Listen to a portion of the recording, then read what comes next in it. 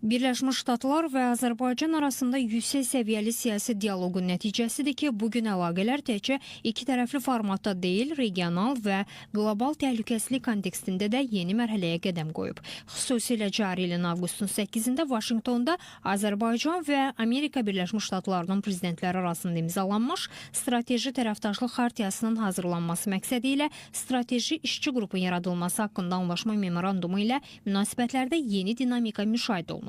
Maraqlısı budur ki, Vaşinqton samitindən sonra Birləşmiş Ştatlar Azərbaycan cəbhəsində qarşılıqlı təmaslar artıb. İki lider arasında baş tutan məktublaşmalar bu təmasların müsbət istiqamətdə irəlilədiyini göstərir. Bu özlüyündə kəmiyyət, keyfiyyət və məzmunca yeni münasibətlər sistemi deməkdir. Çünki Azərbaycan prezidentinin müzəffər liderliyində Cənubi Qafqazda hərbi siyasi zəfərlərimizin ardınca sülh və sabitlik perspektivi vəd edən, de facto sülhə gətirib çıxaran yeni reallıqlar fonunda bir sıra dövlətlər, o cümlədən uzun bir dövr ərzində Amerika Birləşmiş Ştatları təhdid kimi çıxış edirdi.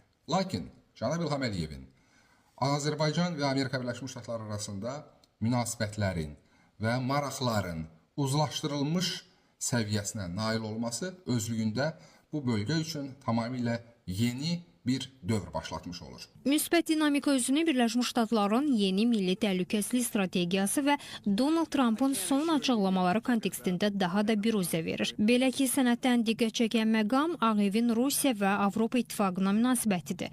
Sənədə əsasən deyə bilərik ki, Trump Avropa İttifaqını zəif və heç bir nüfuza malik olmayan aktor olaraq görür. Sənəddə Amerika Birləşmiş Ştatlar və Avropa ölkələri arasında ideoloji uçurum birbaşa qeyd olunub. Birləşmiş Ştatların yeni milli təhlükəsizlik strategiyasında ölkəmiz üçün maraqlı olan Avropa İttifaqına dair hissədir. Çünki Avropa İttifaqı və Ermənistan arasında qurulan yeni tərəfdaşlıq birbaşa Azərbaycanın maraqlarına zərbə vurur.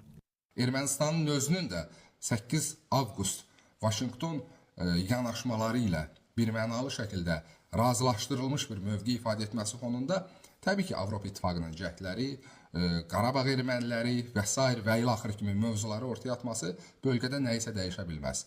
Bu mənada ABŞ-Azərbaycan münasibətləri indiki halda cənab İlham Əliyevin, cənab Donald Trump'la şəxsi münasibətləri zəminində, həmçinin uzlaşdırılmış dövlət maraqları fonunda əslində bu bölgədə kənar qüvvələrin yaranan yeni reallıqlara mənfi müdaxilə tendensiyası qarşısında ciddi əngəl kimi çıxış etməkdə, sülhə, sabitliyə özlüyündə dayanıqlı xarakter qazanması üçün perspektivlər vəd etməkdədir.